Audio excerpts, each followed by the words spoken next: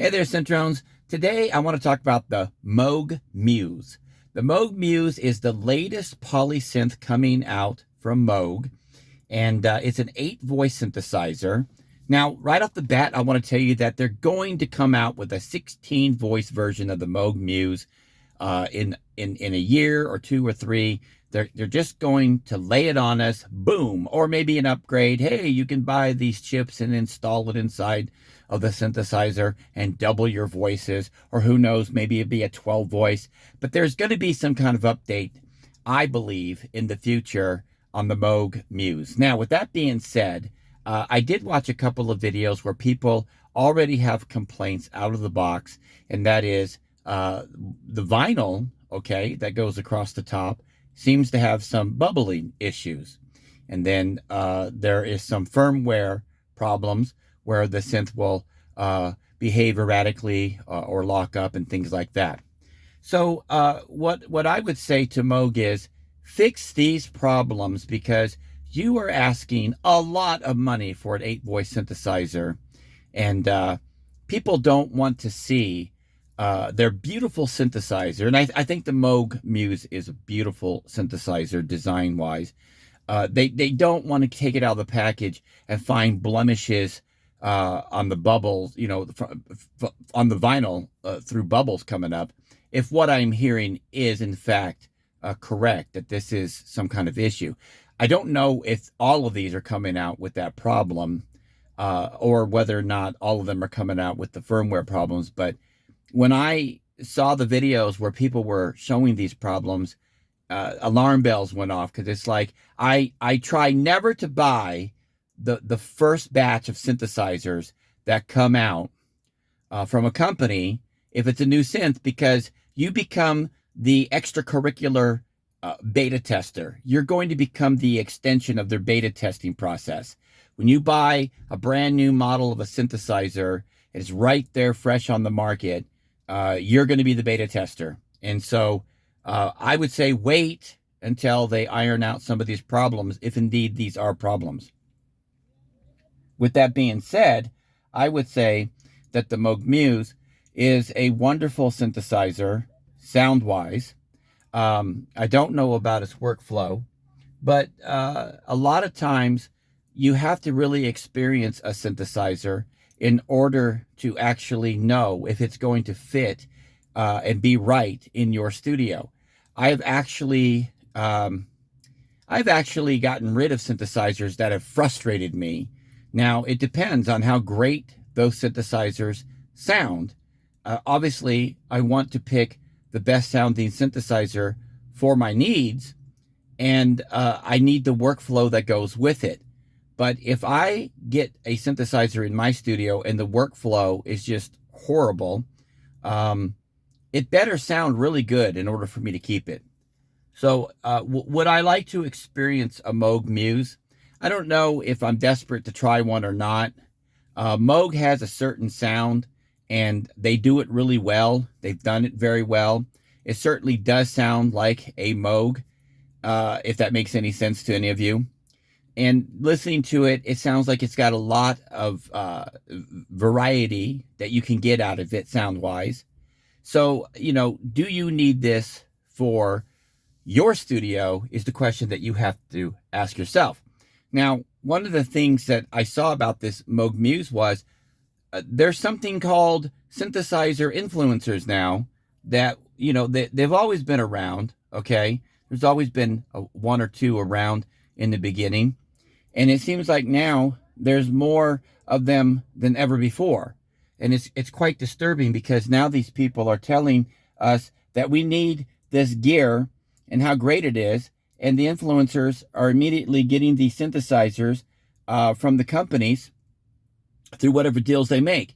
I do know for a fact that some influencers actually get free synthesizers just for making a video on it. Others get to borrow synthesizers. And there's different deals for each influencer, I'm sure. I don't accept free gear from any synth company. And yes, in the past, I have been offered free gear and loaners as well. Now, the problem with an influencer, in my opinion, okay, and I talk to a lot of people. The problem I project to see is that when you get something for free or you get something on loan to do a video, it's going to help your channel. Obviously it is. It's going to help your channel immensely to be able to get this gear early so that you can make a video as soon as the announcement hits officially that this synthesizer is coming out. And so if I was, putting myself in the place of these influencers, and I was making a video concerning, let's say, the Moog Muse in this case, I would be asking myself, how negative can I go with this synthesizer before I upset the synth company and other synthesizer companies who might be watching, and they no longer include me in their, giveaway or loan program? Because obviously a synth company is not going to want to give an influencer a synthesizer, in my opinion, they wouldn't want to, that's going to point out all of the flaws that they find. So it's my opinion that an influencer would be biased just for their own sake, so that they would be able to keep getting the synthesizers from various synth companies. That's my opinion. Some of you may or may not agree, but I've been doing this for a long time, and I talk to a lot of people. And behind the scenes, more truth comes out than what you might imagine. I mean, come on, you've heard the expression fly on the wall. Sometimes I'm that fly on the wall, and I hear and see things that other people don't. But that being said, I noticed that from day one that the Moog Muse was being pushed extremely hard by the influencers on the internet. Just suddenly one day they were just all over the place. Everybody was talking about the Moog Muse, and it started showing up in my feeds, even though I rarely ever search for Moog, let alone I've never searched for the Moog Muse. It just started popping up all over my feed. So it tells me that there's a big ad campaign that must be going on in order to push this synthesizer. Now, why am I saying all of this? Because it's disturbing where the synth community is going, and I see this in online media. It's almost like we're being trained to believe everything that people are telling us about a particular product, about a particular group, about a particular political situation. It's everywhere. It's in politics. It's in movies. It's in it's in synthesizers. It's in whatever it is that we are buying. People are influencing us to purchase these things. Hence the word influencer. So I have to tell you, if you want to get a synthesizer, get it because it's something that you want or need, not because somebody told you they're using it or they like it or it's the greatest thing that ever came across their studio. Do it because you've experienced it, you've researched it, and you know for yourself exactly what it's all about. Now, this last closing thing I want to say is, and it's going to sound biased, but believe me, it's really not. I really believe this to be true. Try to look for smaller channels to get your information on, smaller YouTube videos, people who actually bought the synthesizer, and look for honest reviews, people who are actually using a synthesizer. It doesn't matter if this is Moog Muse or not, just any synth that you're interested in. Look for smaller channels. Even then you have a problem, because sometimes people buy a synthesizer and they do have buyer's remorse, but they're embarrassed and they won't tell the exact truth, and they don't mean to lie. I'm not saying they lie, but even a small synth channel video creator will come up and not be 100% honest, simply because they might be convincing themselves that this is the synthesizer that they wanted and needed, and it's the best, and there's no problems with it.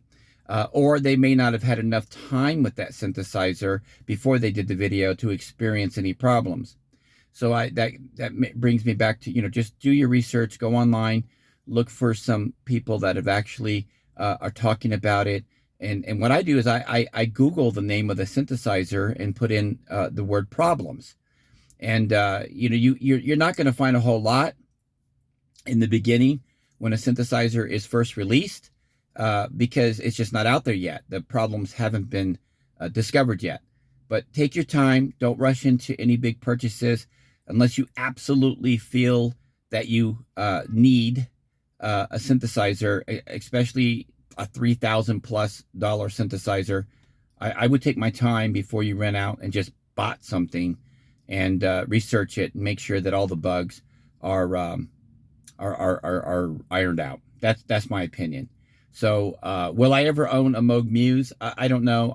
I'm still doing my research on it. It sounds really great. Don't know if I really need it because I got the Moog 1, and I can do so much with the Moog 1.